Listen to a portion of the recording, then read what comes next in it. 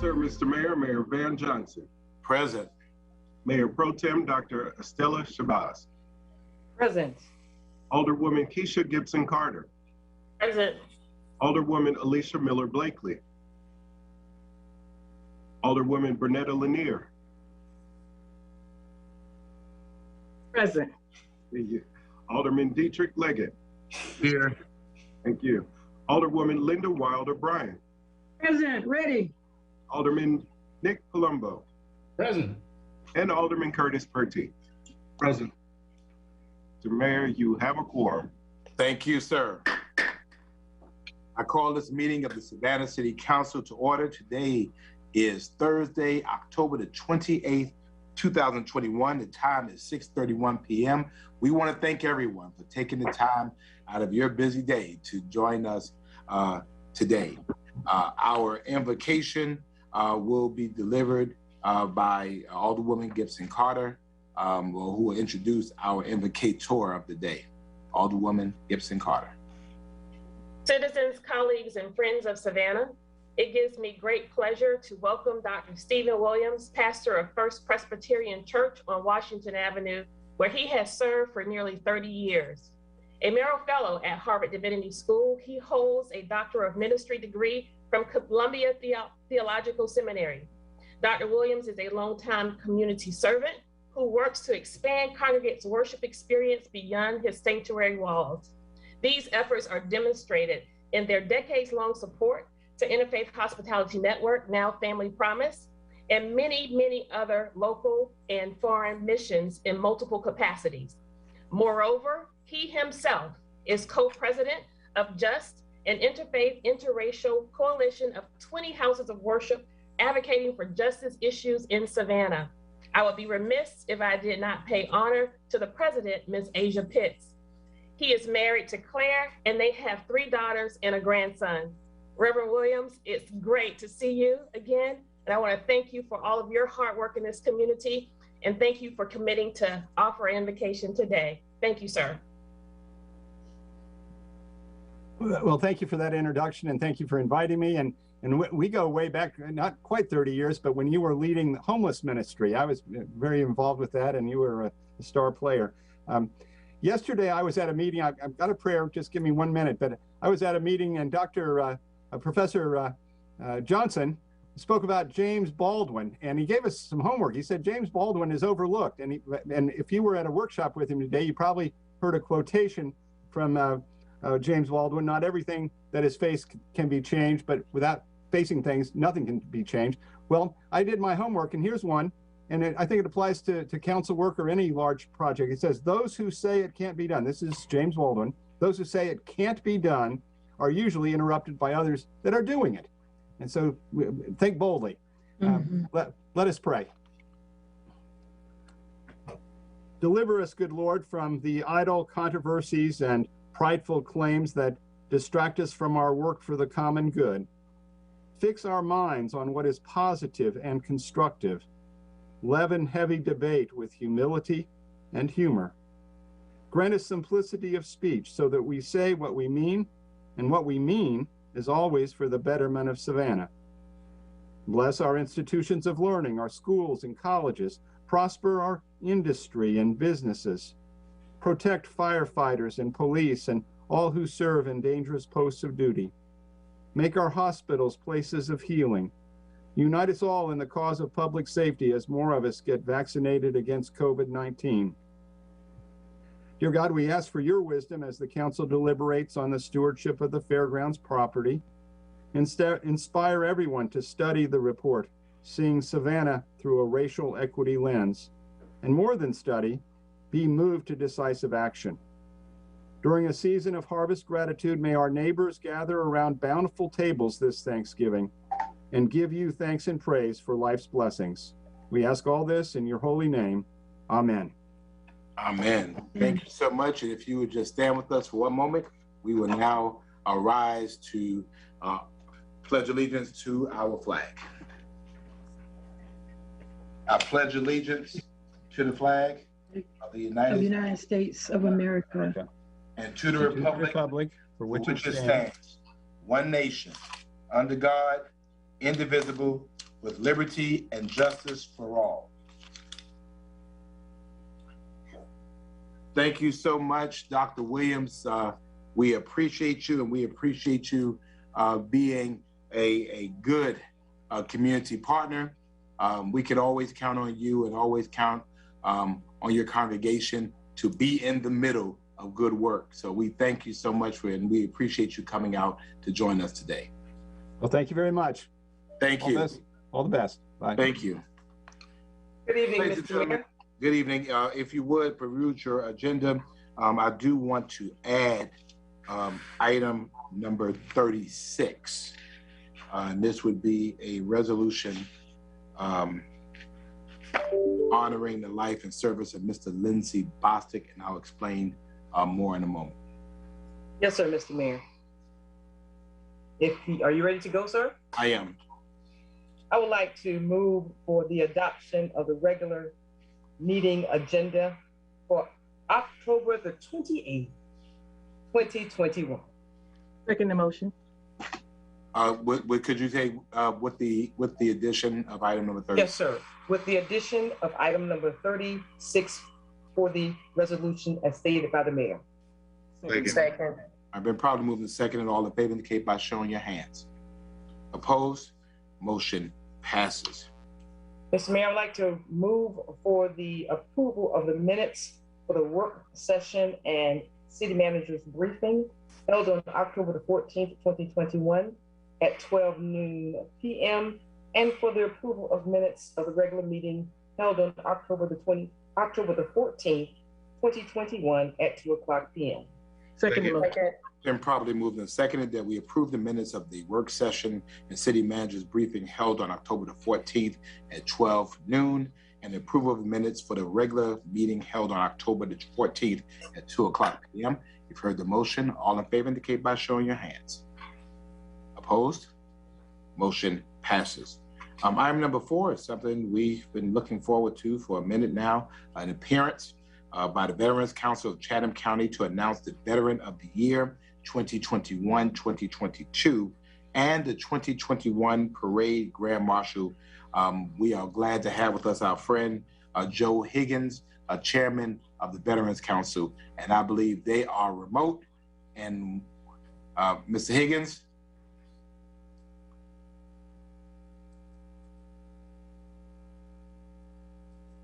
Good evening, Mr. Mayor. Can you hear us? We can. Mr. Mayor, members of council, thank you guys for having us this evening.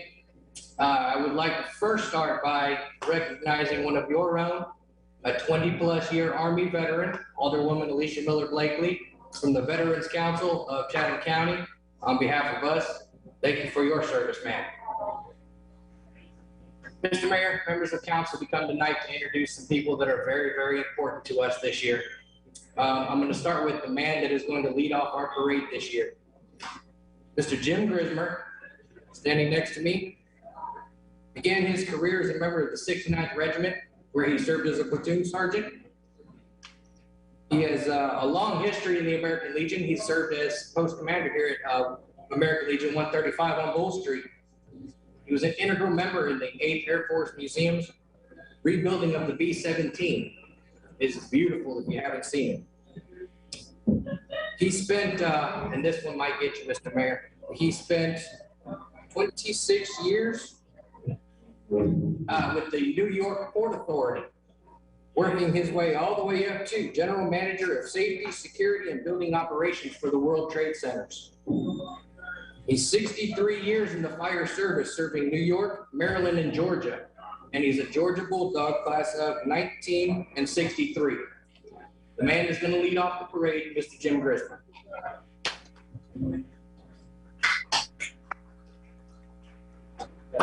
The other individual I would like to call attention to tonight is the 2021-2022 Veteran of the Year. Mr. O.C. Fowler was born in 1944 to a naval aviator himself who was killed in the Korean War and lost at sea when his plane went down.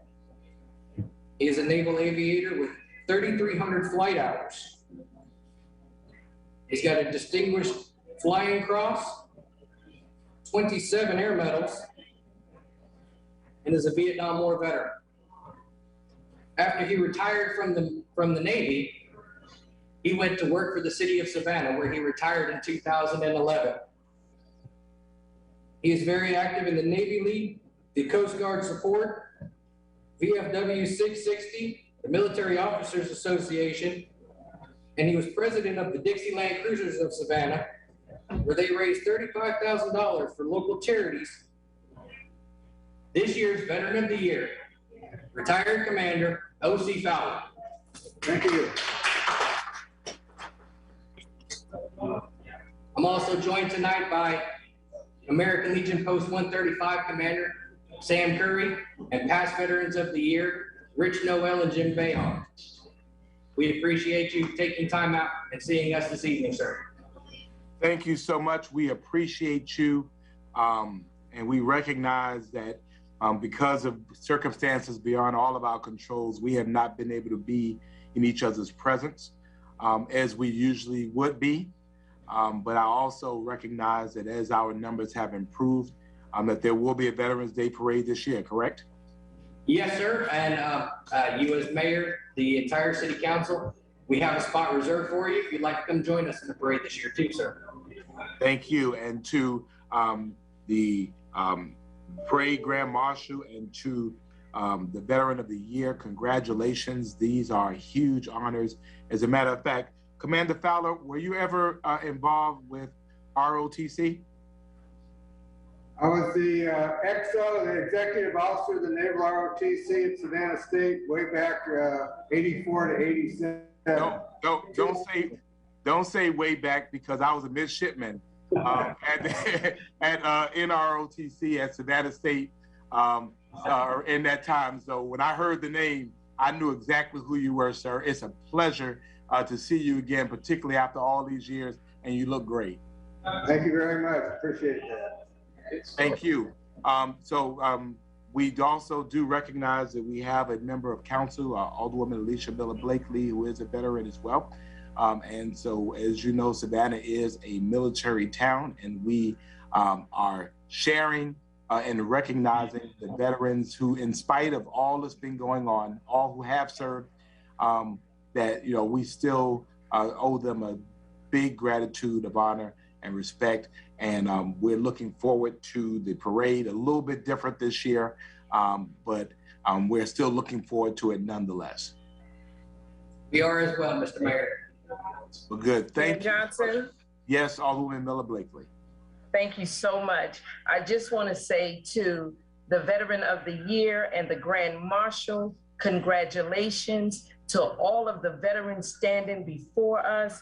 You all have done a wonderful, wonderful job. We can relate, and I salute. Thank you all. Thank you.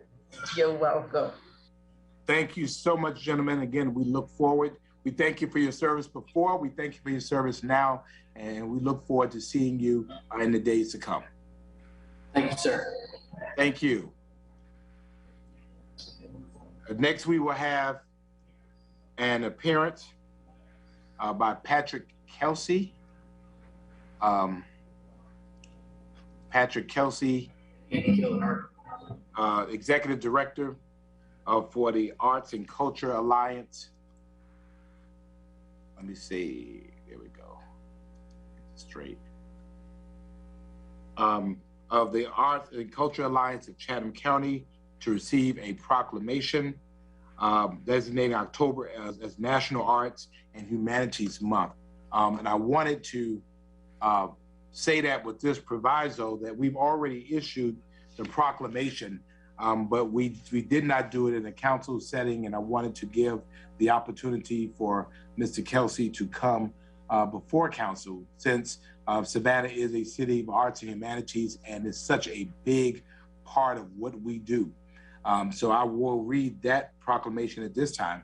Whereas, and if our tech people can help us with our view, as we've discussed, whereas October has been designated as National Arts and Humanities Month, a coast-to-coast collective recognition of the culture in America, which started in honor of the 20th anniversary of the National Endowment for the Arts. And whereas Arts and Humanities Month celebrates equitable access to the arts at the local, state, and national levels, encourages individuals, organizations, and diverse communities to participate in the arts, offers opportunities for governments and businesses to show their support of the arts, and raises the public awareness about the roles the arts and humanities play in our communities and lives. And whereas arts and humanities have made significant contributions to the fabric and quality of life of the Savannah community, it contributes to every facet of our lives to include education, healthcare, employment, cultural diplomacy, economic development, and tourism. And whereas we encourage Savannahans to continue to explore new facets of the arts and humanities in their lives and develop a continual habit of active participation in the arts. And whereas Arts and Humanities Month provide a unique opportunity for Savannahans to come together in unification to celebrate the vital part that arts and humanities play in enhancing and enriching the lives of Americans, including those of us living in the Savannah community. Now, therefore, I, Van R. Johnson, Mayor of Savannah, do hereby proclaim October 2021 as Arts and Humanities Month in Savannah, Georgia, and whereto I've caused my hand and the seal of the city of Savannah to be affixed. And again, Mr. Kelsey, again, congratulations. Again, thank you for all that you and those associated with you do to ensure arts and culture remain the great the common denominators in our country and community. Thank you, thank you. I must study politics and war, that my sons may have liberty to study mathematics and philosophy. My sons ought to study mathematics and philosophy, geography, natural history, naval architecture, navigation, commerce, and agriculture, in order to give their children a right to study painting, poetry, music, architecture, statuary, tapestry, and porcelain. John Adams, 1780. Mayor Johnson, Alderwomen, Alderman, Mr. City Manager, on behalf of all those whose livelihoods rest on the arts and humanities, to all those having such great appreciation, I extend gratitude for your proclamation. Your reading covered everything, but let me add one point. Today's proclamation completes a triumvirate of recognition. I am thrilled to share our governor with the state of Georgia and county commissioner chair have also issued similar proclamations. These three proclamations highlight that which impacts education, health, community, quality of life, economic impact, and several other contributions to the fabric of our society. While I have your attention, let me also impart that while arts and humanities have provided such benefit during the pandemic, it will, in all probability, be the last to recover economically. Whereas it should not be all about money. Money is what pays the bills. As you move forward with budget talks and other public policy matters, I respectfully ask that you identify the ways and means to provide such economic support to our local organizations, whereas providing such that a year from now, we still have the arts and humanities to celebrate. I am at your disposal to serve the city of Savannah to assist with these efforts. Again, gratitude for your proclamation today to celebrate National Arts and Humanities Month. Thank you very much, sir. And again, we appreciate you coming and appreciate all that is going on. Again, we have found new and exciting ways to make the arts and culture and humanities real, even in virtual environments. And so I thank you all for your creativity, particularly during these difficult times. Thank you. Ladies and gentlemen, if I may, I want to take a moment of personal privilege. I want to move up two items, item number 36 and then item number 33.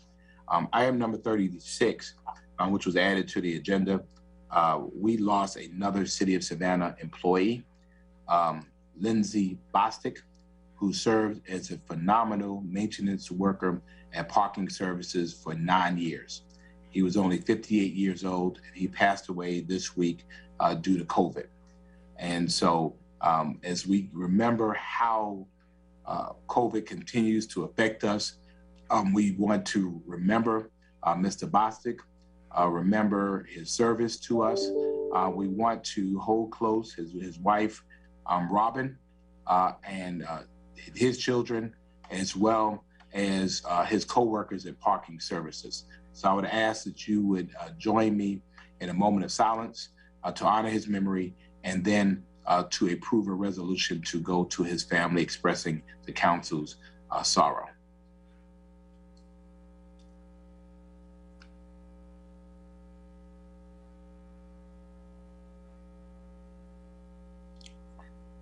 May his memory be a blessing. I'll entertain a motion at this time. Mr. Mayor, Yes, ma'am.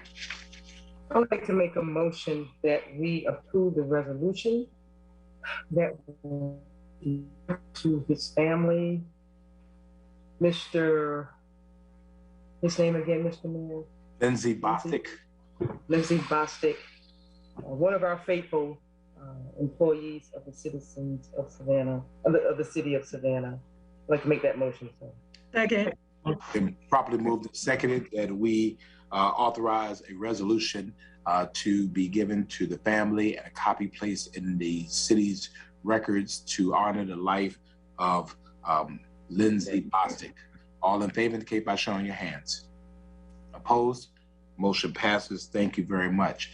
Item number 33, pulling this up just because of the significance of what we talked about today. As you all know, we have indirectly have recognized Juneteenth by the city of Savannah for the last 2 years. This gives us an opportunity to recognize it as an official city holiday in 2022. Obviously, everyone knows what Juneteenth is and recognizes the day in Galveston, Texas, when the free folks found out that they were free and been free for almost a year. President Biden has designated it as a federal holiday, and so we would do the same here in Savannah. Obviously, the significance of this is obvious in a city that had people that were enslaved working here and living here. So I would entertain a motion to— Mr. Mayor, Yes, ma'am. I move for the approval of a resolution designating Juneteenth, celebrated on June 19th, as a paid city holiday beginning in 2022. Juneteenth marks the oldest African-American holiday observance in the U.S. and commemorates the beginning of emancipation of enslaved Americans. I second, Mr. Mayor. Been properly moved and seconded, and I will tell you that this is the beginning of equity. All in favor indicate by showing your hands. Opposed? Motion passes. Mr. City Manager, thank you for your quick work on turning this around. Mayor Johnson. And I hope that we treat it with the reverence that the day deserves. For our employees, it's more than just a day off from work. Hopefully it's used in the observance of cultural activities and recognition of our country. African-American history is American history, and this is an opportunity to educate young people. We usually have a variety of celebrations and observances going on across our community, and I hope we will take the time to participate in some of them. Alderwoman Miller Blakely. Thank you, Mr. Mayor. I just want to give recognition to the daughters of Mary Magdalene, Marilyn Jackson, and Ivan Coyne, who has been doing the Juneteenth celebration on 38th Street Park for over 20 years. They have worked tirelessly to make Juneteenth a national holiday, and this is truly a phenomenal feat for them, with the president making this a national holiday. Their work does not go unnoticed. Thank you. Thank you. Dr. Shabazz. Yes, sir, Mr. Mayor. Thank you so much. And in continuation with Mrs. Marilyn Jackson, Mr. Ivan Cohen, Savannah Plain, some of the other elders who have been working for over 20 years, and understanding myself in starting celebrations when there are no contributions, when there are no folks participating, and there are no volunteers. when you get it all started. So now that we have made this a city holiday, and not just a city holiday, a city paid holiday.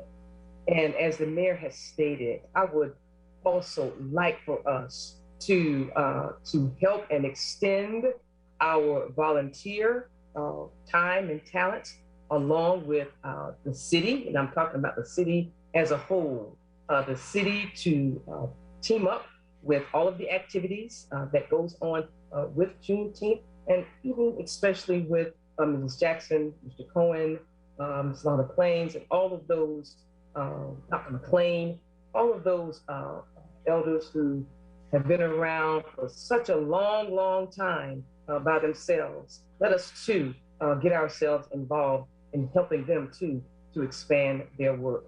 Thank you so much, Mr. Mayor. Thank you. Item number 6 is a public hearing. This is the second public hearing to receive comments concerning the city's 2022 one-year action plan. This plan serves as a blueprint for how the city will use federal entitlement funds and other resources to address the needs of low and moderate income persons and improve housing, economic, and other conditions written within predominantly low-income neighborhoods. So this plan was developed based on public input, the U.S. Department of Housing and Urban Development program requirements, and City Council priorities, and proposes the use of entitlement funds such as the CDBG, which is Community Development Block Grant Funds, ESG, Emergency Solutions Grants, and the Home Investment Partnership Funds. The first public hearing was held on July 13th, 2021, and the second public hearing follows the close of the official 30-day comment period, which ended on yesterday. And so this is an opportunity to provide the public the time to comment. It identifies eligible activities, and it's important to note that no agencies were denied funding. So I declare this public hearing open. Mr. Clerk, have you received any comments? No, sir. Okay, is anyone in the chambers to speak? No, sir. Okay. Is there a Mr. motion? Mayor? Yes. Yes, sir. I'd like to make a motion to close the hearing. Second. Okay, been properly moved and seconded that we close the public hearing. All in favor indicate by showing your hands. Opposed? Motion passes. Let's go ahead and move to item number 30, which is the approval of resolution to adopt the 2022 one-year action plan. Yes, sir, Mr. Mayor. I would like to make a motion for the approval of a resolution adopting the city's 2022 one-year action plan that serves as a blueprint for how the city of Savannah will use federal entitlement funds and other resources to address the needs of low and moderate income persons and to improve housing, economic, and other conditions within prominently low-income neighborhoods. Second. Alderman Lanier. Yes, ma'am. Yes, I just had a question and maybe a comment, but we didn't have anyone to show up for the public hearing. And I'm wanting to let the public know, and I'm a little curious about why we don't have any input or questions here, something this significant, something this impactful, this huge amount of funding that come in intended for housing and economic and other conditions and low income neighborhoods.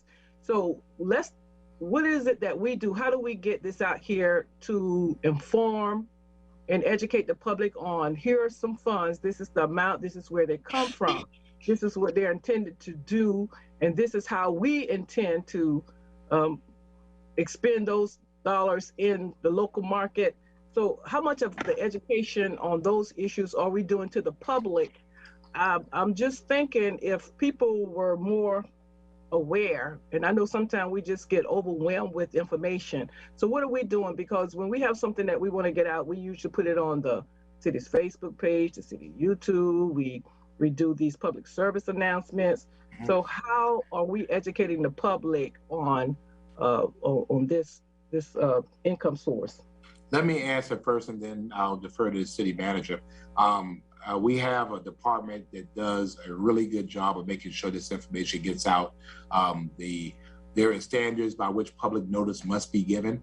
And I would suspect throughout the years, usually when we hear public comment, it's usually because there have been some denial of funding. And so since none of the agencies were denied funding, that's probably part of the reason why we did not get any public comment. Mr. Melder? Yes. So we can assume that we've done such a great job on educating the public, and everyone is so satisfied in how we are directing these funds that's therefore we got zero, no one to even make a comment towards this. And if we're doing such a great job, then I am just ecstatic. But if there's some other reasons that we don't have any public input on this, and then I think we need to identify what that is and do a better job if that's the case. So thank you. But a few points to that, Alderwoman. I'd say that always more engagement is better engagement. On this part, I'm particularly very pleased with this report and this action plan. Having been briefed on it walking in the door the first week, I know that the Human Services Department had a survey where more than 300 respondents participated in the Development Needs Survey, which informed this action plan. So I think that's a pretty good response rate to this type of work, and I think indicates that the team was able to take those responses, look at that survey, and build an action plan that was responsive to it. So I'm very pleased with the plan, but the point taken with engagement, more engagement being better engagement, I think you're absolutely right. Thank you, Mr. City Manager. Thank you. Been properly moved and seconded. We moved it already? Yes, sir. Okay, thank you very much. Item number 7. We carried the motion? You didn't vote. We didn't vote. Okay, I'm sorry. All in favor indicate by showing your hands. All right, opposed? Motion passes. Item number 7 is a zoning hearing, petition of the Historic Savannah Foundation to amend the zoning map for 1811 Martin Luther King Jr. Boulevard from TR1 to TC1, Aldermanic District 1. The MPC recommends approval. Who we have somebody from MPC today? Yes, Mr. Lotson should be on. Okay, Mr. Lotson. Welcome, sir. Thank you, Mr. Mayor and members of council. All right.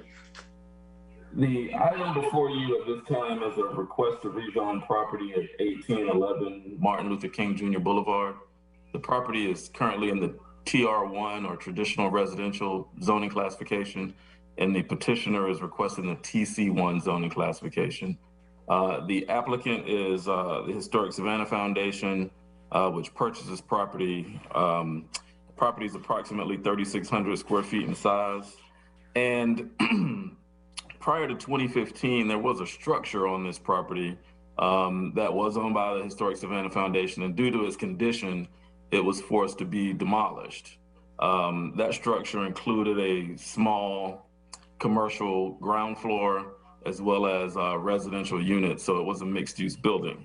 This property is in the Cala-Brownville Historic District, and in the TC1 zoning classification, which the applicant is requesting, it does call for a mix of uses in urbanized areas. The petitioner is proposing a mixed-use building, essentially to replace the historic building that was on that site. They're proposing a building that would include ground floor retail and 3 residential units. In review of the TC1 zoning classification, we did find that the uses in that district are compatible with historic development patterns in the Cala-Brownville area, particularly where the scale of development is an important factor because you have buildings that relate to other buildings in a way that non-historic neighborhoods don't necessarily do. However, we do believe the MPC did recommend approval for the proposed rezoning. They found that the fact that the subject property historically was developed in this mixed use manner and that the proposed zoning district would allow that mix of uses to return was appropriate, and they did recommend approval. Okay, thank you. Are there any comments or any public comments, Mr. Clerk? No, sir, we did not have one. Anyone in chambers? No, sir. Okay. Chair. Ms. Avery, I would suggest you don't want to say much, do you? I'm here, Mr. Mayor, if you need me to answer any questions. Thank you. Thank you very much. Alderwoman Lanier. Yes, Mr. Mayor, I move that we close the hearing. I second the motion. And probably moving seconded that we close this hearing. All in favor indicate by showing your hands. Opposed? Motion passes. They wanted this on first and second reading, so if you want to, item number 10, Alderwoman Lanier, if you want to, everybody's cool with first and second reading, we can move on this. Yes, Mr. Mayor. So, in doing the due diligence, there was no pushback against this, and people were satisfied that it will still be able to have a mixed use on the property. Yes. Therefore, I move that we approve the petition of the Historic Savannah Foundation to amend the zoning map for 1811 Martin Luther King Jr. Boulevard, the PN on file from TR1 Traditional Residential 1 to TC1 Traditional Commercial 1 in District 1. Second. Can you ask the first reading because of the second that's on this place upon its passage and passed? Exactly. I move that the first reading be considered the second and the ordinance placed upon its passage and passed. Second. Probably moved the second at the first reading to the second. It's on its place upon its passage and passed on item number 10, petition of the Historic Savannah Foundation. All in favor indicate by showing your hands. Opposed? Motion passes. Thank you, Ms. Avery. Thank you, guys. All right. Item number 8 is petition of Harold Yellen for American Second Harvest of Coastal Georgia to amend the zoning map for 1380 Chatham Parkway from BC Community Business to ILT, Light Industrial Transition, Automatic District 1. NPC requires, recommends approval. And so I read Harold, but I see Josh. So which Yellen? It's gonna be Josh? Yes, sir, Mr. Mayor. Okay, Mr. Lotson. Thank you, Mr. Mayor. And as you mentioned, the petitioner, America's Second Harvest, is requesting to rezone this property from the current community business zoning designation to light industrial transition. This property is an undeveloped parcel at the southeast corner of the intersection of Carl Griffin Drive and Chatham Parkway. The current zoning was established in 2019 with the adoption of the current ordinance. The previous zoning on this property was regional business. That designation was a fairly substantial, significant commercial designation dedicated to large-scale commercial uses. During the rezoning process, it was found that a number of properties that were in that designation along Chatham Parkway were undeveloped. They were recommended to be zoned commercial due to the essentially the amount of traffic that we have on Chatham Parkway. The applicant is requesting the light industrial transition zoning designation. That is a designation for essentially would allow America's Harvest, Second Harvest Food Bank to relocate their existing facilities in the area of President Street to this location. Excuse me. We did have a public hearing at the MPC. The MPC did recommend approval for this rezoning. We did not have any letters of opposition. This property is adjacent to a couple of different uses. One of those uses is a surface mine that takes access from an adjacent rail line, and there's also an apartment complex nearby. But with that, I will answer any questions, but the MPC did recommend approval. Thank you. This represents a major opportunity in our community. We know what a huge partner of Second Harvest Food Bank has been in our community, particularly during this pandemic, as literally they changed the game, stood in the gap, and made the difference for so many people. And their only limitation has been space. Herein, they've received a wonderful blessing and a great opportunity to be able to reroute their operations in a place that allows them to do greater work in our community. Mr. Massey, any comments? None received in writing, Mr. Mayor. And I believe Ms. Mary Crouch is also in the queue along with the Yellens. I believe she may be. Okay. All right, well, everyone knows one of our community champions, Mary Jane Crouch, and so she's smiling at us. So that means she's pleased. Alderwoman Wilder Bryan. Mr. Mayor, Mr. City Manager, and co-workers, Second Harvest has been a mainstay in the 3rd District. It has changed the quality of life here. I'm just so sad to see them go. They have outgrown the building there, and I'm just hoping that they will continue to at least have some satellite stations over here, because it's going to be difficult for the smaller daycare centers that they service. But I'm just so proud that they have been successful, and I hope they continue to be successful. But please take in consideration the need and transportation of people who they service getting to this designated place now. But congratulations to everybody at Second Harvest, and thank you. We're going to miss you from the 3rd District. Thank you. Thank you. Mr. Yellen, I trust you don't have anything to say, sir. No, sir, Mr. Mayor. All right. Mayor. Yes, ma'am. I move that we close the hearing on number 8. I second the motion. Second. And probably moving to second that we close the hearing on number 8. All in favor indicate by showing your hands. Opposed? Motion passes. Alderwoman Lanier, if you would, first and second reading is requested for number 11. Yes, sir. Of course, there has been no opposition, and Alderwoman Wilder Bryan, I understand, but it's a very accessible location, and we welcome the Second Harvest Food Bank to the 1st District. So I move that we approve the petition of Harold Yelling for Americans Second Harvest, Coastal Georgia, to amend the zoning map for 1380 Chatham Parkway, community business, to light industrial transition in District 1. And I also move that the first reading be considered the second and the ordinance placed upon its passage and pass. Second. Moving and seconded that the first reading be considered the second. This ordinance placed upon its passage and pass on item number 11. All in favor indicate by showing your hands. Opposed? Motion passes. Thank you very much, Ms. Crouch. Congratulations.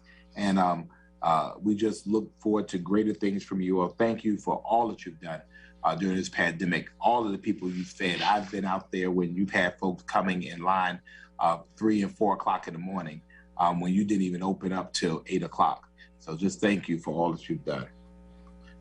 Number 9 is a petition for Howard Yellen for Vista Realty Partners to amend the zoning map for 1000 Chatham Center Drive from BC community business to RMF residential multifamily 2 to 25 dwelling units per acre. This is an automatic District 1. Are we still with Josh? Okay, we're going with Harold this time? All right, so we have Harold and subs out, and we'll have Mr. Lotson. Thank you, Mr. Mayor. This is a property that is not far from the property we just discussed. This is a vacant property on Chatham Parkway that takes access from Chatham Center Drive. Chatham Center Drive is adjacent to the intersection of Chatham Parkway and Interstate 16. This property is vacant, and the applicant is proposing to rezone a portion of this property for the purpose of multifamily residential development. They're proposing to maintain the frontage along Chatham Parkway as commercial as currently zoned. The intent would be to develop the rear portion as multifamily and leave the front portion for future commercial development. This is another property, large vacant lot along Chatham Parkway that had been identified as a commercial piece of property. Frankly, we are seeing fewer and fewer large commercial developments, just the way of the world these days, the development world. From a retail standpoint, we don't see as many large scale commercial developments on this amount of acreage as we once did. In review of this petition, relative to the land use for multifamily, we did find that it was an appropriate land use at this location in an area that has a mix of uses. It is across the street from an existing multifamily development, and there are a number of multifamily developments along Chatham Parkway which does prove to be a good access point to all parts of the city from this location.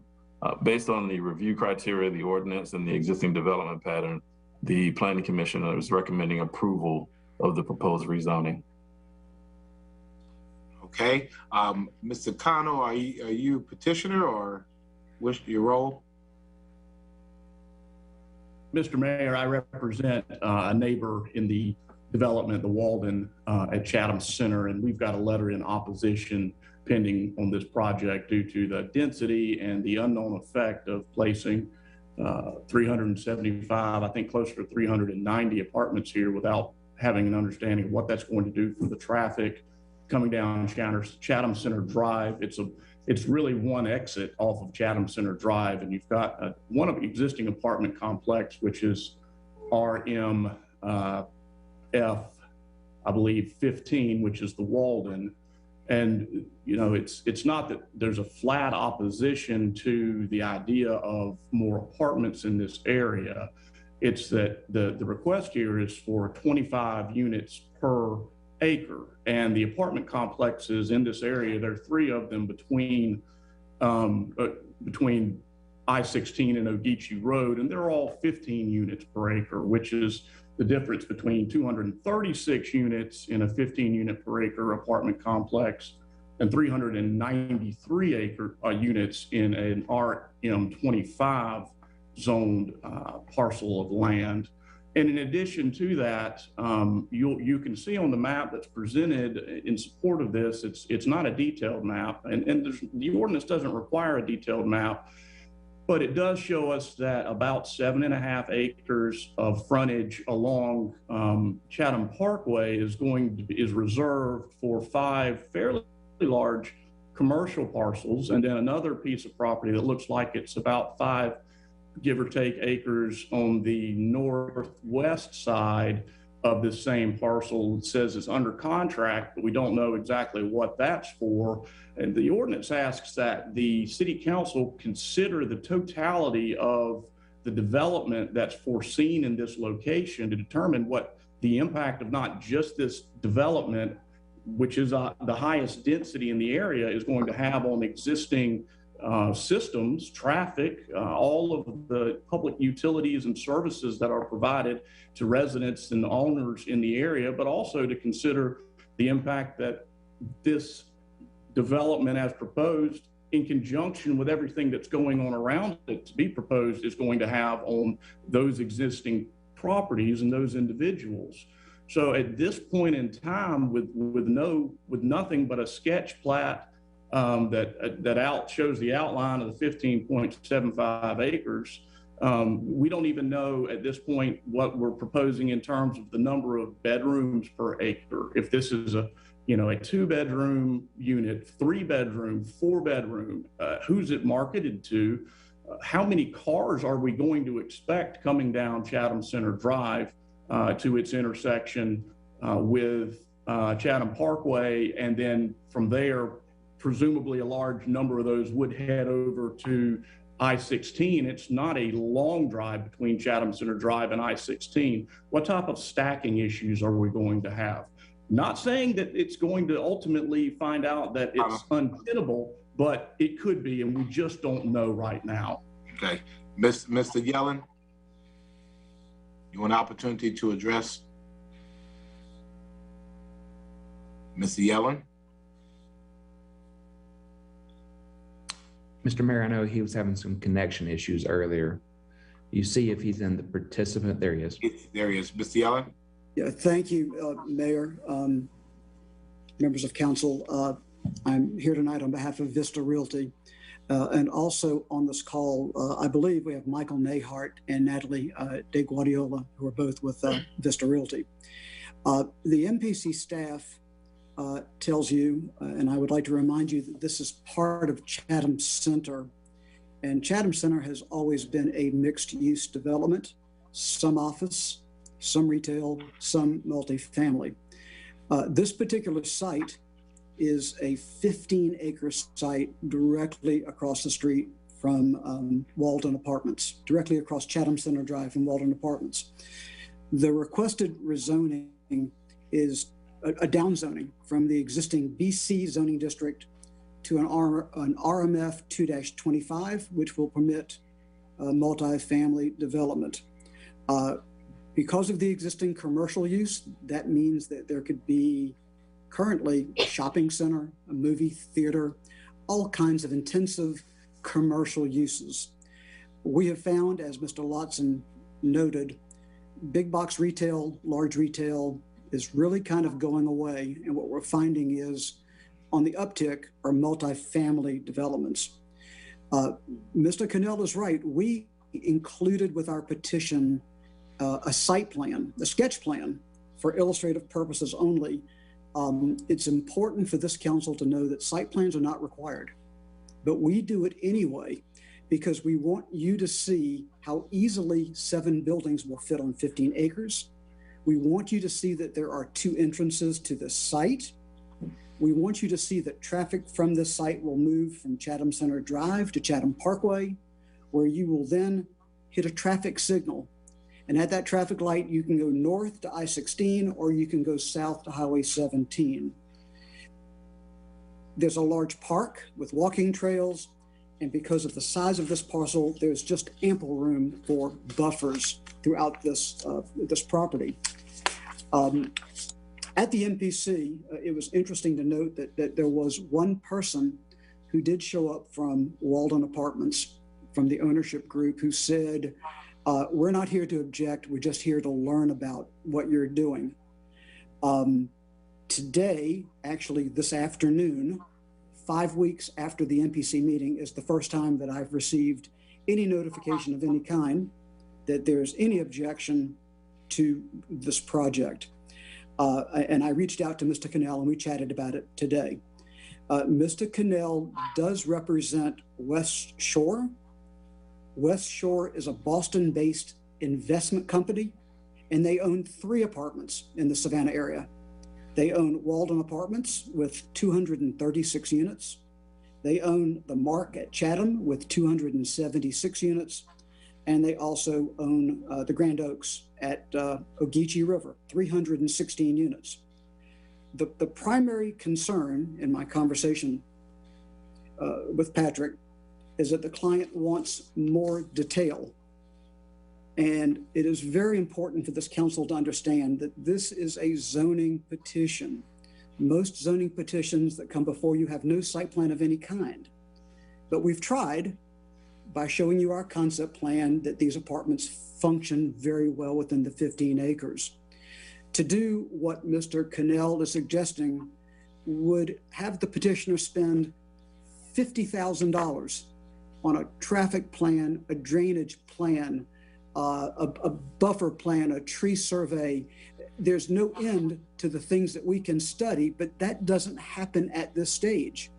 We are required by your ordinance to come back with a site plan with all the specifics that Mr. Cannell is looking for.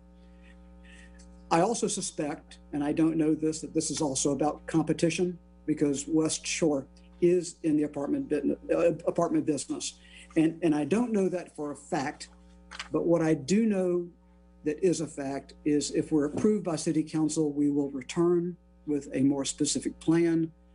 We also know for a fact that we agree with the MPC staff analysis that the proposed zoning fits into the existing development pattern in this vicinity, and the property is situated in an area that absolutely can accommodate this development. So Mayor, members of City Council, we would respectfully request that you approve MPC staff recommendation and the vote of the full commission. Thank you, Mayor. Thank you. Mr. Massey, any other comments? Sir, just Mr. Cannell's written comment was forwarded to you and mayors of council. Okay, and Mr. Guardiola and Mr. Nahart are with the petitioner. Members of council, there's a motion to close and act on this. Mr. Mayor. Yes, ma'am.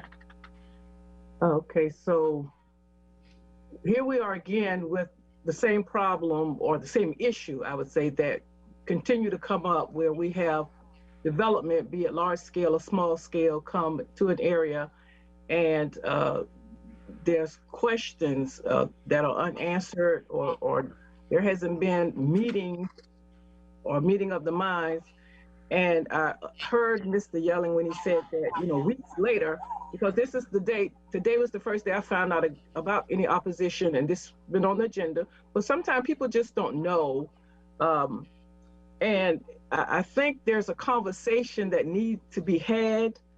And I think once that conversation is had, like Mr. Yelling said, there to come back later with the site plan, the traffic plan, and other plans, but maybe something in that conversation will allow them or encourage them to put something in that plan that they would not had they listened to the impact that people of Mr. Cornell. So I think we need to have that conversation. And so I believe we need to come back and address this in maybe 30 days. That's going to be the 23rd based on our move date. I think we owe that to people with the questions to at least get those questions answered. So I believe we've heard from Mr. Cornell. We know what the concerns are. So I move that we close the hearing. Wait. Let's deal with one issue at a time here. So there's two different issues here, and I want to verify. Mr. Lotson, I do believe our current zone ordinance does not require a site plan at this stage, correct?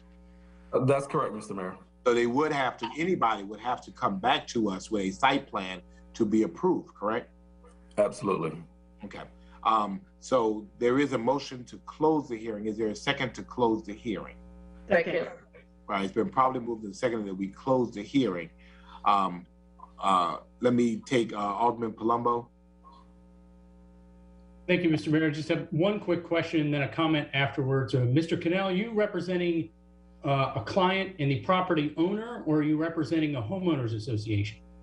I represent the property owner of the Walden, who is looking out for the interests of all of the residents and really trying to say, what is this going to do to impact their quality of life, as this is an existing apartment complex? And when we're looking at things like traffic flow from this location, what does it look like if we allow 25 units per acre on 15 acres? As Mr. Yellen correctly said, we have a 236 unit apartment complex across the street. It's zoned R15, as are the other two complexes along Chatham Center Drive.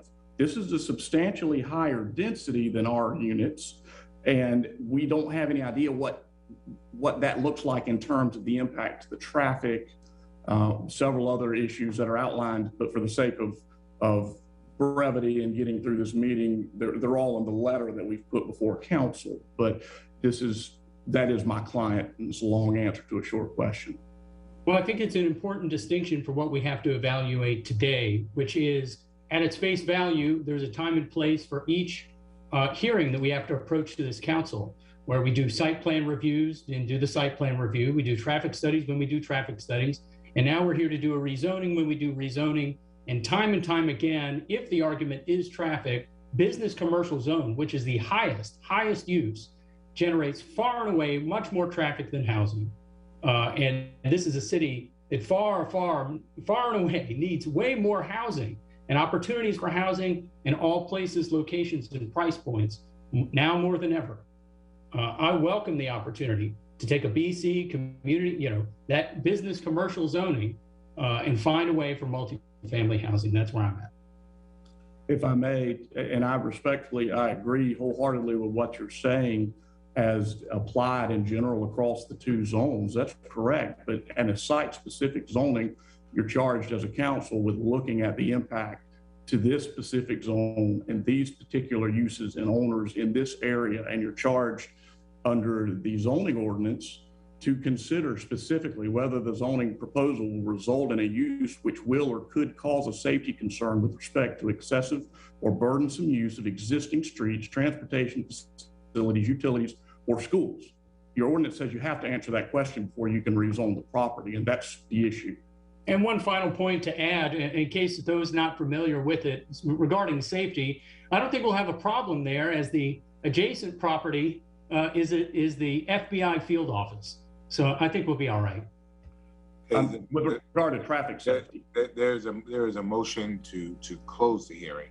All in favor for closing the hearing, raise your hand. Opposed? Motion passes. Is there a motion about what we're going to do with this? Yes, Mr. Mayor. Yes. I move that we consider this the first reading and we postpone this into the 23rd of November. Second. Well, let me modify. I think it can be first reading and it can go on the agenda of November the 9th. We can decide on the 9th if we want to move it to the 23rd. So I meant just a matter of cost. So it will go, if it's first reading, it goes on the agenda for the next meeting. So, I get it. Okay. So can I ask the question to the gentleman? I believe, could you all have that conversation and maybe get an opportunity to have a conversation? Will you need 2 weeks or will 30 days or? Ms. Lanier, 2 weeks is plenty of time. I've worked with Mr. Cannell before and I feel comfortable that 2 weeks is adequate. I think that's a good idea. So therefore we'll be considering this the first reading, Mr. Mayor. Okay, so we'll consider this the first reading.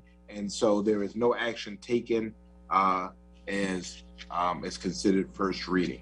Thank you, Mr. Yellen, Mr. Cannell, and we look forward to seeing you soon. Thank you. Kumbaya, please. Yes. All right. Yes. Under second reading, number 13 is the approval for the annexation of 14.585 acres located off of Geechee Road near Canebrake Road. This property is currently vacant and no current development is planned. This was associated with the zoning of 6098 Ogeechee Road for Thankful Baptist Church. I'll entertain a motion at the time.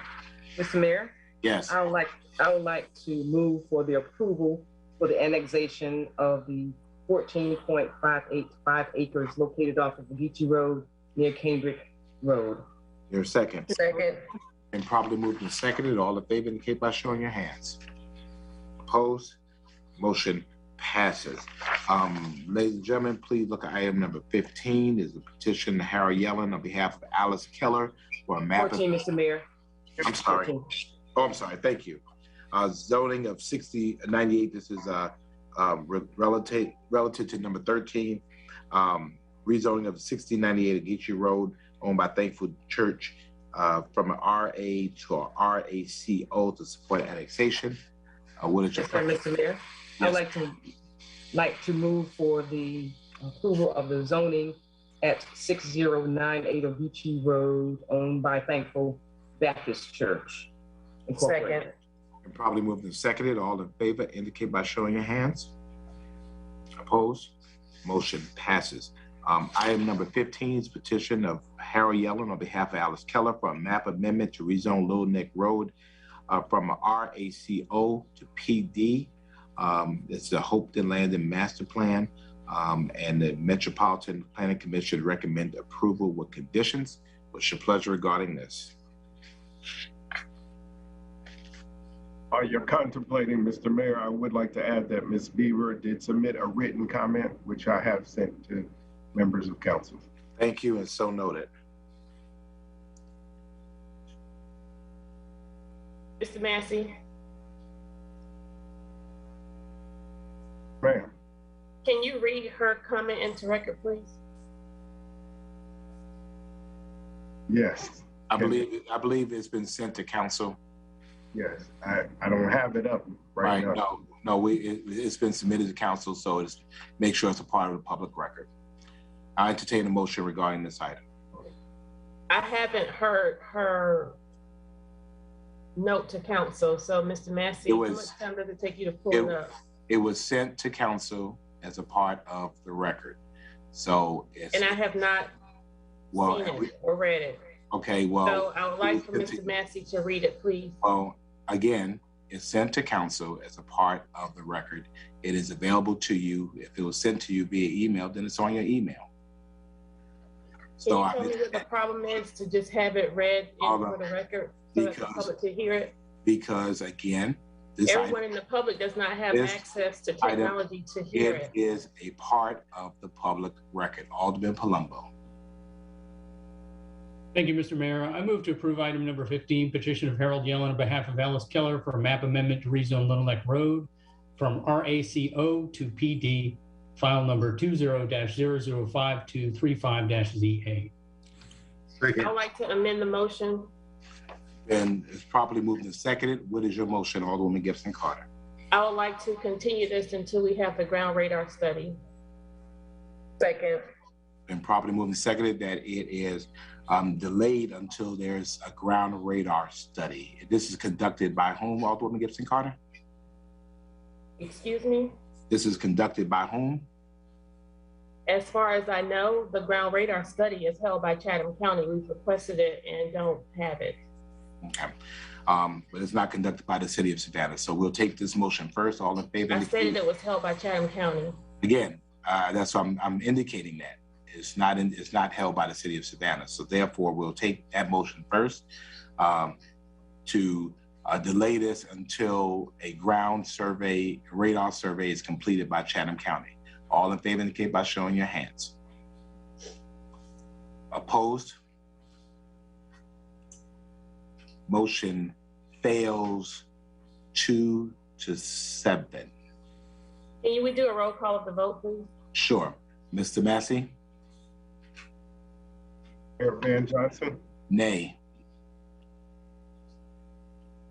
Alderwoman Gibson Carter, Yes. Alderwoman Miller Blakely, Yes. Alderwoman Lanier, Yes. Alderman Leggett, No. Alderwoman Wilder Bryant, No. Alderman Palumbo, No. Mayor Pro Tem Shabazz, Nay. and Alderman Purty. Nay. Mr. Mayor, that vote is 3 yeas, 6 nays. Thank you. Let the record show the motion fails 3-6. There's a motion from Alderman Palumbo that this motion is approved. All in favor indicate by showing your hands. Opposed? Motion passes 5-4. Thank you very much. Under purchasing items, items 16 through 29, we're pulling number 16. Yes, sir, Mr. Mayor. Mr. Mayor, number 17. All right, we're pulling 17. If there are no more items under the purchasing item to be pulled, I would like to make a motion that we approve items number 18 through 29. Second. And properly moved and seconded that we approve items number 18 through 29 per the city manager's recommendation. All in favor indicate by showing your hands. Opposed? Motion passes. Go a little bit out of order. Item number 17, authorize city manager to execute a contract modification for up to $100,000 for lot clearing services for the remainder of 2021 and a contract renewal for up to $350,000 for 2022 with Beers Housing. This contract is used when property owners fail to respond to notices of violations. Lot clearing includes mowing and cutting of vegetative growth. This is a 20% DBE goal, including 10% local DBE. Alderman Blakely. Thank you, Mr. Mayor. I'm very concerned about this particular item on the agenda because years ago, this was something that our local DBEs and DBE participation was a strong part of. And since it was awarded, I would say, to our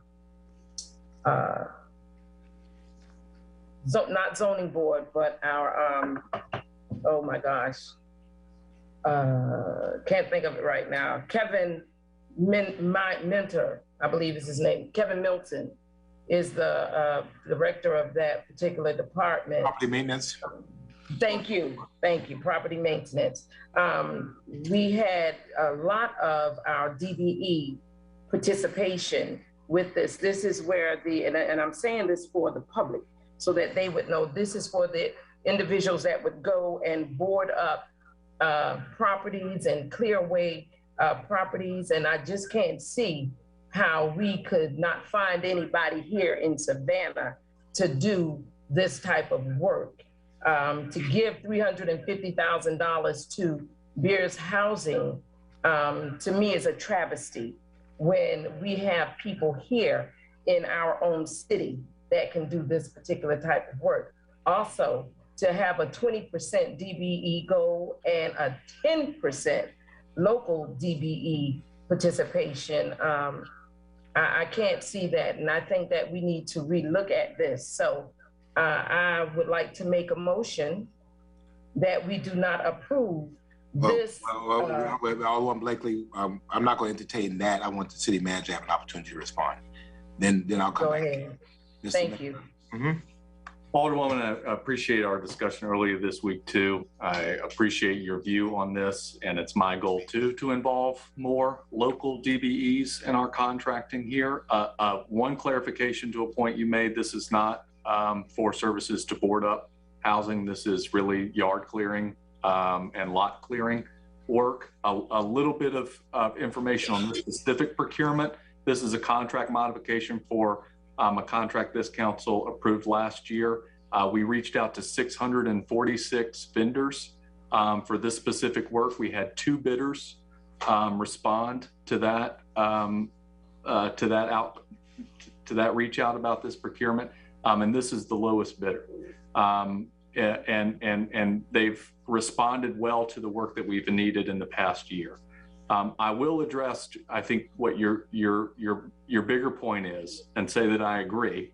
And I think that there are strategies that the city does and can continue to do to better support and better structure our procurements and our purchasing plans in a way that's going to allow for local businesses to play a bigger part in what Savannah needs to do.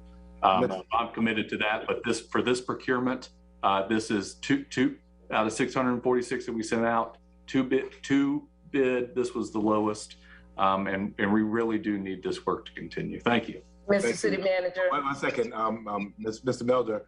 I also understand Alderwoman Blakely's point, and as we've just gotten finished talking about opportunities for equity, particularly as it relates to local and minority-owned businesses, a huge contract like that would be daunting for a very small business. But however, could there be opportunities where the big contract is broken down into small pieces where you're able to improve the capacity of many small businesses to do it? I can see why, we would probably don't have a business big enough to take on the whole job, but a lot of businesses could be, and that could be a strategy, Yeah, absolutely, Mayor. You and Alderwoman Blakely had the exact same point to me, and that is an absolutely a right strategy to look at with our procurements, and something that we're going to look at moving forward. This procurement is something and a service that we need. It's contract modification and an extension for the next year. This is similar to the increase in cost that we saw with some of our canal and median mowing services, where we've got to collect a lot of litter before we're able to clear, and the labor shortage in general. So I really do recommend that council approve me to make this, to authorize me to move forward on this contract.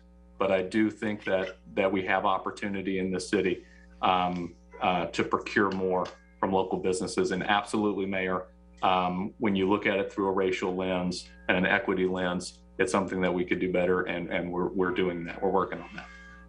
Thank you. Alderwoman Blakely. Thank you, Mr. Mayor. City Manager, who was the other bid, and did they come from this area? One moment, Alderwoman, I'll get that for you. Thank you.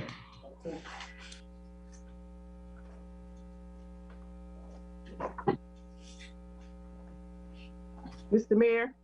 Yes. While we're waiting, Council, of course, what was property maintenance is now code enforcement. So we got some work to do in that area. I think city manager is aware of. Thank you, Alderwoman Lanier.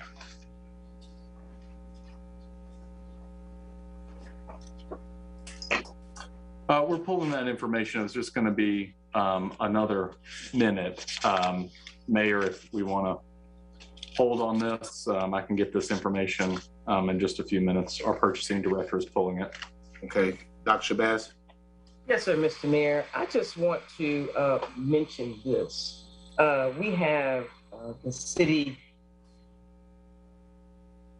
has its Savannah Business Ordinance in place under the sheltered market. The sheltered market is under the Savannah Business Ordinance. And Mr. City Manager and everybody else in the past, and I don't know how this happened with this particular contract, especially since we approved it last year, and here we're coming for the modifications. So we have got to keep this stuff in front of us, Council. We have broken these contracts down in the past. So this has been done with contracts similar to contracts like this, so that we can have our MWBEs along with our DBEs to take a part in the work, the distribution of the work, such as this particular type of contract and other contracts. So I ask you, City Manager, to please look at those ordinances.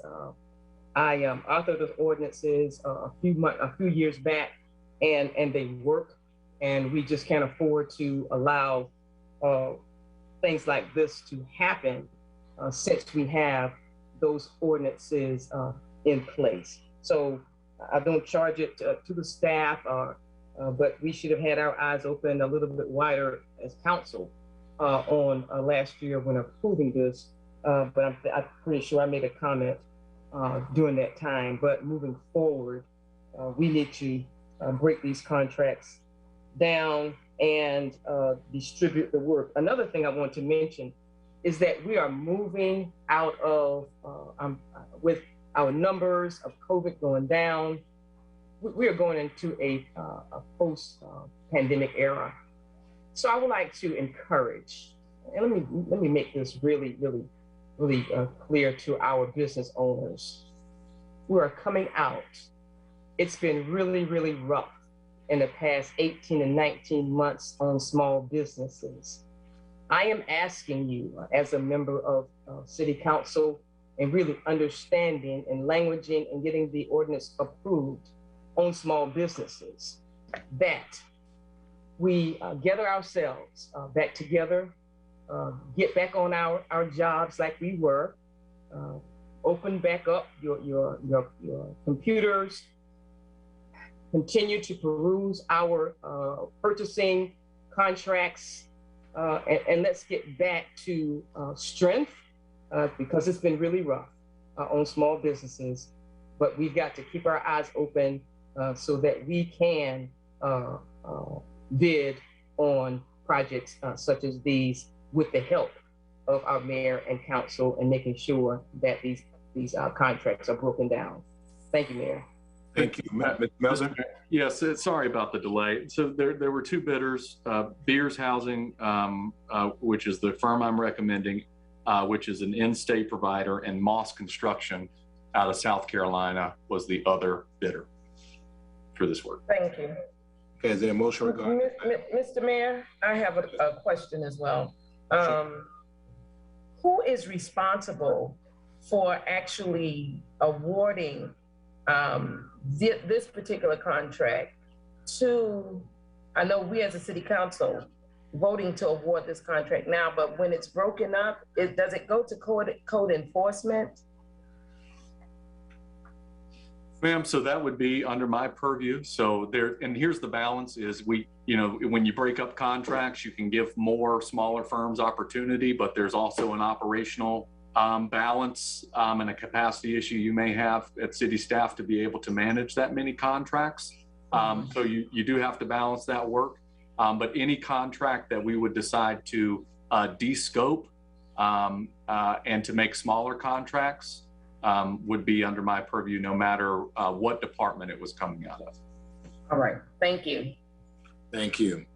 Is there a motion? Yes, Alderman Wilder Bryan. Mr. Mayor, City Manager, I make a motion that we authorize the city manager to execute a contract modification up to $100,000 for lot clearing services for the remainder of 2021 and a contract renewal for up to $350,000 for 2022 with Beers Housing Incorporation. This contract is used when property owners fail to respond to notice of violations. Lot clearing includes mowing, cutting of vegetative growth, 20% DBE, goal including 10% LDBE. Second. And probably moving to second that we authorize city manager to execute said contract modification for up to $100,000 and a contract renewal for up to $350,000 for 2022. Note the terms for up to. All in favor indicate by showing your hands. Opposed? Motion passes. Motion passes 8-1. Thank you. Thank you. So noted. Item number 16 is the authorized city manager to execute a contract for the P3 Venture Group for the development of the fairgrounds property located at 4701 Medic Street. This is something that has been on the plate of the city of Savannah for quite some time. I remember on August the 5th, 2016, when the council approved the purchase of the 66.5 acre tract at 4701 Menning Street as an opportunity. We paid for the property more than it was worth because we saw it as a strategic opportunity to be able to control what went there. And so I remembered the city manager at the time, Stephanie Cutter, and talking with the neighborhood president as an opportunity for us to do recreation and for us to do housing. A lot has happened since then, and we've gone through maybe a council and a half with various degrees of success trying to get to a point. Ladies and gentlemen, we are at a point of making a decision. As you know, we took the unusual step of not only issuing RFP, but having the community to have the proposers to have their proposals available to the community before council saw them. And from that, some compulsories were addressed and looked at. The city manager went into deep detail in terms of explaining the compulsories, the technical aspects that have to be addressed in terms of protecting communities, which included wetlands, floodplains, park space recreation, utilities preparation, open space, soil conditions, community square and green space, medians and buffers, traffic, stormwater drainage, zoning, and parking. And again, he explained that, I think, in great detail 2 weeks ago. From that, he informed us in writing that based on his assessment of the 3 firms, that 2 of them failed to meet all 10 compulsories, and so therefore disqualified them from further consideration. And as a part of that, did not open the envelopes containing the financial information. And so there was 1 firm left, which was the P3 Venture Group. And from that, he opened the envelope, and from that found a financial situation that he thought was favorable to the city of Savannah. And so therefore, he is recommended to council to approve this contract. Now, from this approval comes the development agreement, which is an even more intense process in which the city manager will come back to us on several events and several times to include engaging the community to ensure that they are involved and in step with what's going on. So I just want to thank the city manager, thank Heath Lloyd prior to him, thank Michael Brown prior to him, thank Pat Monahan prior to him, thank Rob Hernandez prior to him, and thank Stephanie Cutter prior to her, and all of the council members that have been involved in this in some kind of way. We committed that we would be the council that made a decision. So hence there's an opportunity for this council to make a decision based on this recommendation. And so that being said, we'll take comments from council. Dr. Shabazz. Yes, sir, Mr. Mayor, I'm ready to make a motion, sir, if there are no comments from council. Alderwoman Lanier. Thank you, Mr. Mayor. I know Dr. Shabazz and council, this has been a very, very long time coming. And there were so many moving parts, and we operated a little differently with this project and choosing a contractor and choosing the type development. So I'm hearing that at the end of the day, we ended up with 2 contractors being disqualified, with actually just one proposal that remained, and basically is it. But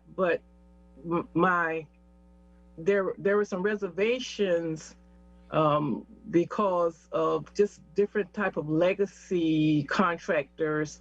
However, my position or my vote on this evening is based on the fact that the impacted people, the leadership in that area who has been at the table before day one and making this come to fruition and checking in with those advocates in that community, they were in favor of one particular proposal.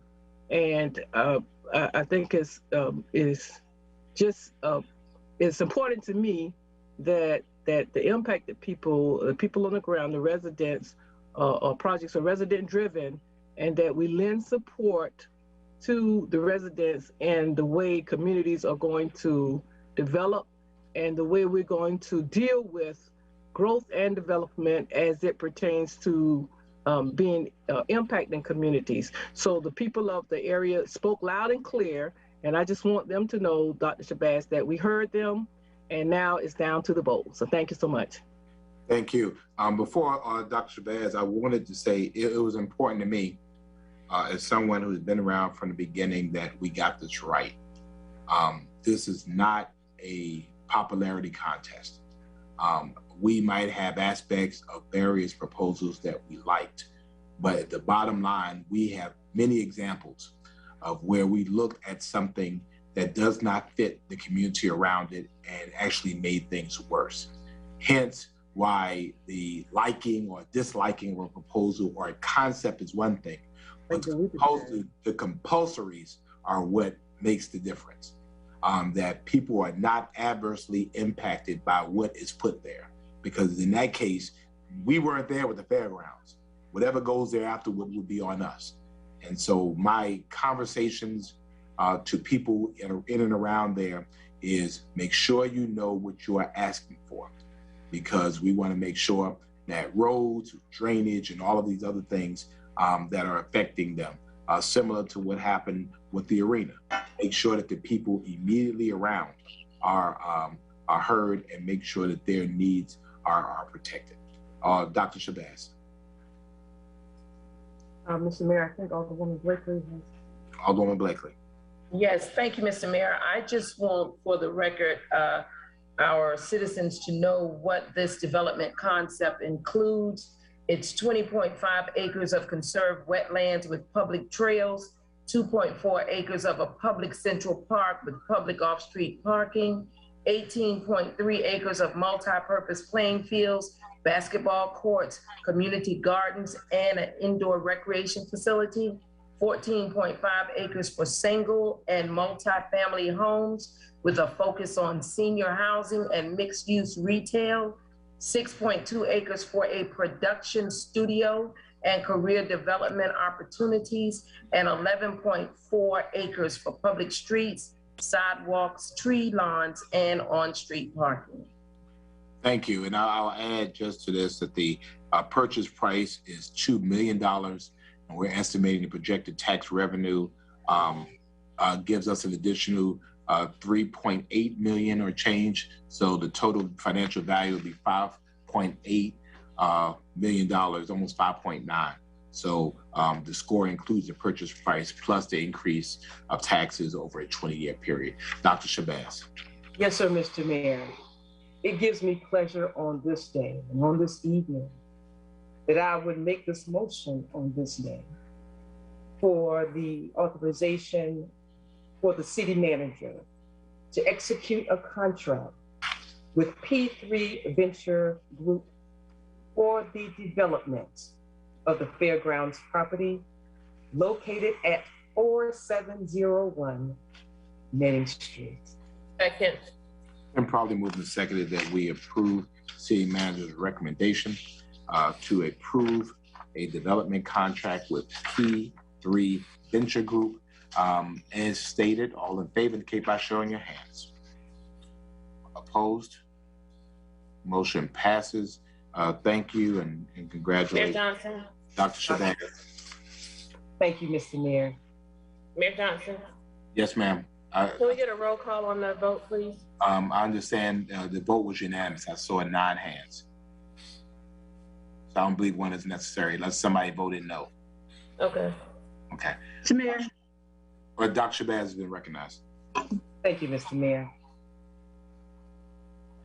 Ladies and gentlemen, and City Council, our work begins today to ensure the following: economic development, creation of livable and high-wage jobs, opportunities to foster development in sports, tourism, increase local, small, minority business enterprise, women business enterprise, disadvantaged business enterprise business participation in the city of Savannah, increase revenue for the city of Savannah, neighborhood revitalization to support needed senior housing and single family homes, parks, and needed recreational facilities, walking trails, and improved infrastructure.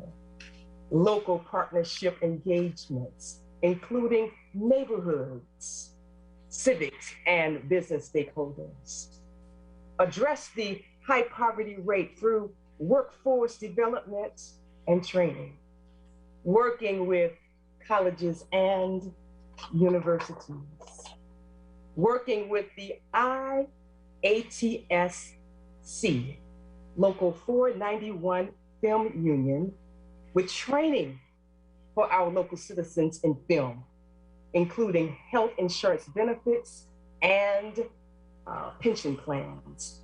I am speaking of careers on today, especially in this post-COVID era.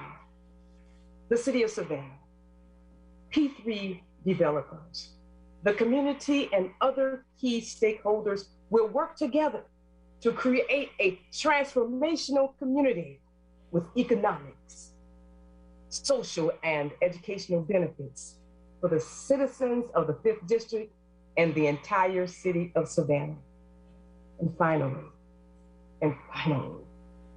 I want to extend my heartfelt thanks to the citizens of the 5th District for their consistent involvement, the hard work of our city staff, and the leadership of Mayor Van Johnson and the members of the City Council. For their work, yes, in moving this transformational development forward. I would like to thank all of you. This is a day of victory. Thank you, Mr. Mayor. Thank you very much. Thank you for your leadership, Dr. Shabazz. It's been a long time. Alderwoman Wilder Bryan. Mr. City Manager, Mr. Mayor, I just want to go on record that the people in the 3rd District are going to be just as happy when we get our lanes cleaned, some traffic calming, and all the other things that the well-deserved citizens of the 3rd District are needing also, and all across the district. Speaking of equity, I'm waiting for that equity for the 3rd District, sir. Thank you. Amen. I'll stipulate the same for the 1st, the 2nd, the 4th, the 5th, and the 6th. So yes, sir. Just before we even go there, we'll just stipulate that as well. Thank you very much. Item number 31 is approval of resolution authorized submission of the FY 2021 Continuum of Care application. The grant is in the amount of $788,095 to implement a Continuum of Care supportive housing program known as City 54, which provides $40,219 in administrative expenses and $747,876 for tenant-based rental subsidies and supportive services. And item number 32 is approval of a resolution authorizing city manager to accept reimbursement funds from the Environmental Protection Division in the amount of $231,145. Reimbursement is for costs associated with the remediation of the Deptford track site. And I'll accept a motion to approve both resolutions. Mr. Mayor? Yes. Alderman Wilder-Bryant. I make a motion that we accept both of those line items and the recommendations of the city manager, sir. Second. Been probably moved and seconded that we approve both resolutions as stated. All in favor indicate by showing your hands. Opposed? Motion passes. Under miscellaneous for the last two items, approval of the city manager, number 34, to accept a Workforce Innovation and Opportunity Act Youth Grant Award in the amount of $1,120,105. This award will be used to provide youth programs from April the 1st, 2021 to June 30th, 2023 to low-income youth between the ages of 16 and 24. As you all know, I'm the chief elected officer and the city serves as the fiduciary agent for the 10-county region. And item number 35, approval of this to the city manager to accept the Workforce Innovation Opportunity Act Adult and Dislocated Worker Grant in the amount of $444,152. The award will be used to provide programs from July the 1st, 2021 through June 30th, 2023 to adults who are unemployed or underemployed and adults who have lost their jobs. And again, the city serves as the fiduciary agent for the 10-county region. I will accept a motion for both items, 34 and 35. Yes, ma'am. I move that we approve number 34 and number 35 as read. Second. Been properly moved and seconded that we approve item number 34 and 35 per city manager's recommendation. All in favor indicate by showing your hands. Opposed? Motion passes. Ladies and gentlemen, that ends our agenda. Any announcements from council members? Yes, sir. All right, we'll start with Alderwoman Wilder-Bryant. And thank you, Alderwoman Bryant, for all you did. Stillwell and certainly appreciated you being on point and being there for us. Yes, sir. So on October the 29th, Friday from 4 to 8, we're having Trunk or Treat in Daffin Park, partnering with the phenomenal Captain Young from the East Side Precinct. On November 3rd, at Wednesday at 10 o'clock, I'm inviting everybody from the city of Savannah to stand with us on Waters and Bowen Street to commemorate the oldest and longest living and last surviving member of the original 9 police officers, Lieutenant White. He'll be 97 on October the 27th. His birthday is past, and so we'll be celebrating that. On November 5th, we do Rock the Block again in the 3rd District. On Sunday, we have a cleaning detail, the roofless people on President. We're desiring volunteers. And I'm wearing this shirt in honor of Medea and Kenneth Clark. Their son was stolen on the 24th of February at Savannah State. I'm sure somebody saw something, and we continue to say that justice does not bring a grandchild, but they are seeking and fighting for their continued quest for justice for their son, Khalil, who did not have an heir. And thank you, Mayor Johnson, for that amazing State of the City speech yesterday. Kudos to you, sir, and all the work that we've done together as a council. When folks say that we're not getting done, I almost fell asleep. You're telling all the good things that we've been doing in this city. Keep moving, keep praying, and keep focusing, Mayor Johnson. I appreciate you and working with you. Thank you. Thank you. And I want to thank all of you for your support. We had, when we looked over the state of the city, as a council, we have done some great things. Admittedly, we have a lot to do, but comparatively, And given all of the challenges we had, I'm certainly thankful that we've been able to do some good work. I'm particularly thankful, Mr. City Manager, to you, and definitely to the public communications team for helping to put together a virtual experience for the young people that we had to participate. And again, just, we're on the move and we still have a lot of good work to do. And it only happens if we do it together. Mayor Johnson, please. I forgot to mention that SCAD donated and fed those 200 members of Stillwell Tower. I appreciate SCAD, Brad Grant, Ms. Wallace. Thank you for being a community partner. And today, Dietrich and I and some amazing people fed the first responders in Daffin Park. During the rain, we still have some fun. Thank you so much, sir. Thank you. Alderwoman Gibson Carter. City Manager Melder, thank you so much for personally responding to the families of Stillwell.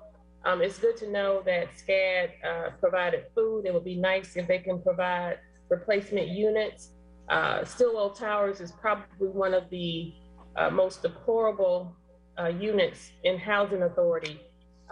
As I look into the faces of those families, coffee and a biscuit was not enough. I will never forget the outcry of those residents begging for relief. Mr. Melder, it's my hope. I don't know what authority or purview we have. I know that there was a unilateral decision made by the mayor to appoint 2 members to their board, of which we haven't heard of or heard from. But it's my hope that you will investigate and be able to provide some semblance of relief to those families in that ticking time bomb on Waters Avenue. Thank you. Mr. Melder and members of council, for purpose of record, Mr. Lovett, who appoints to the Housing Authority of Savannah? I believe that it's the mayor. Okay, thank you. Attorney Bates. Yes, ma'am. You're wait one second. Alderwoman Gibson Carter, you're recognized. Attorney Lovett, for the record, as a matter of clarification, was there a letter sent to the Housing Authority of Savannah asking if the mayor had the authority to unilaterally appoint 2 board members outside of the knowledge of this council?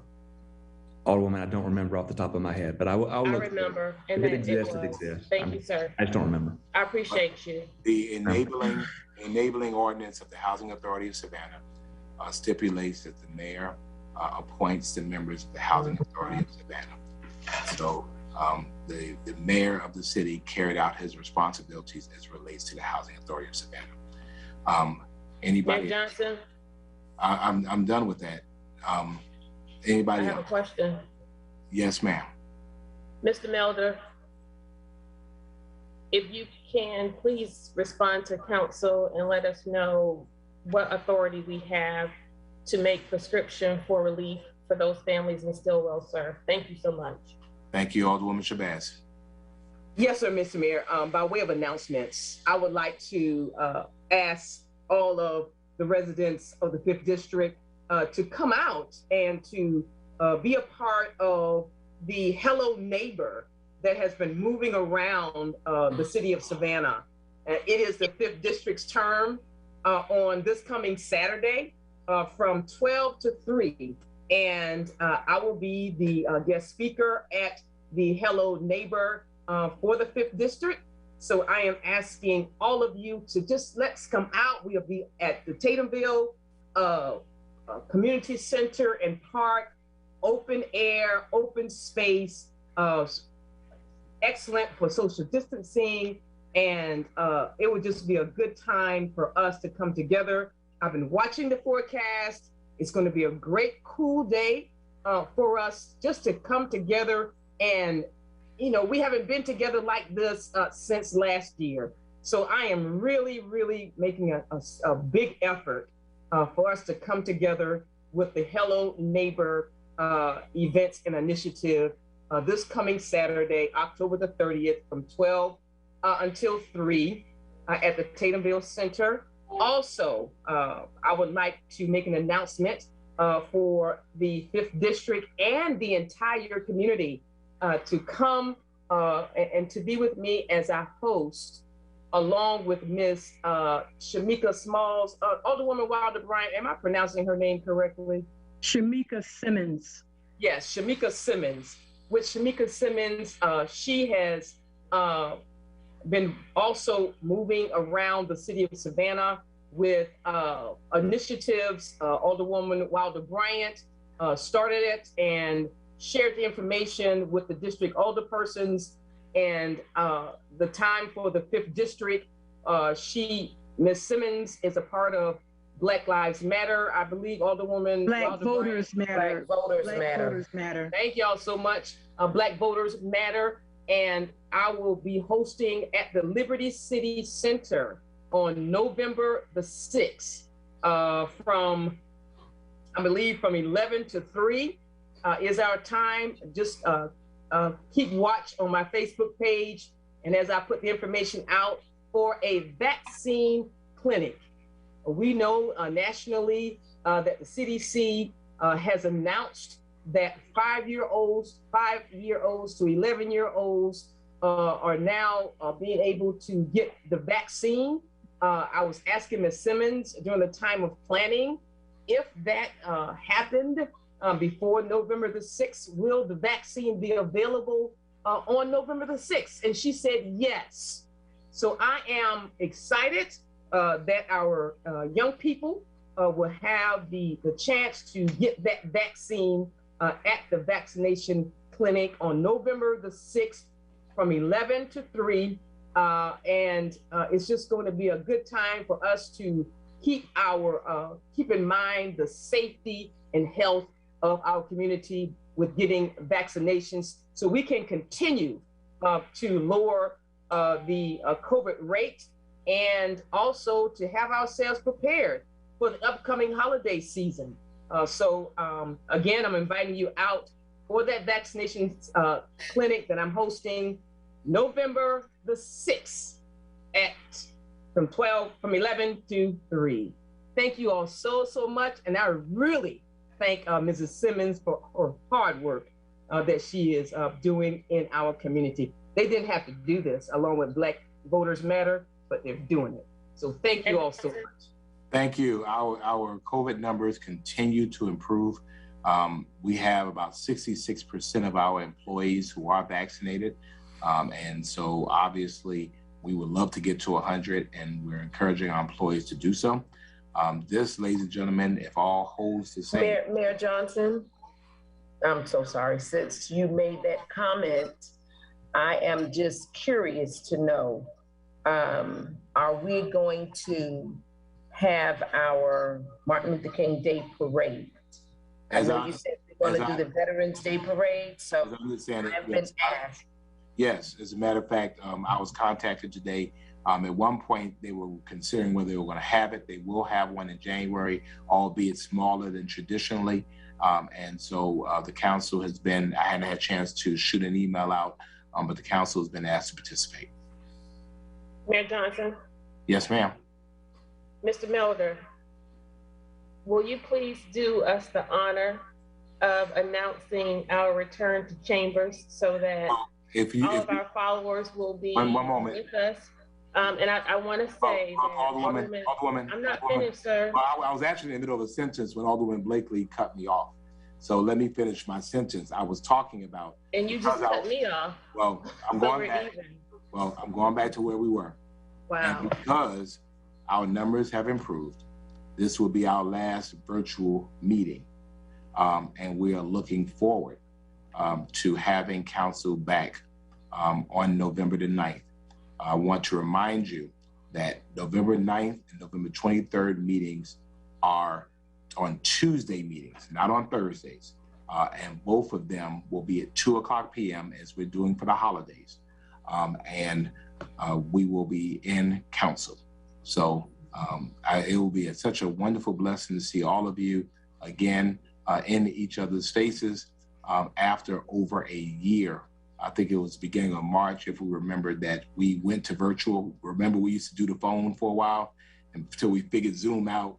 And I just want to thank not only our IT team, but our public communications team for helping us to manage this. We've gotten really good at the Zoom thing, but it's time for us to come on back home. So we're looking forward to that on November 9th. Thanks for your leadership, Mr. Melder.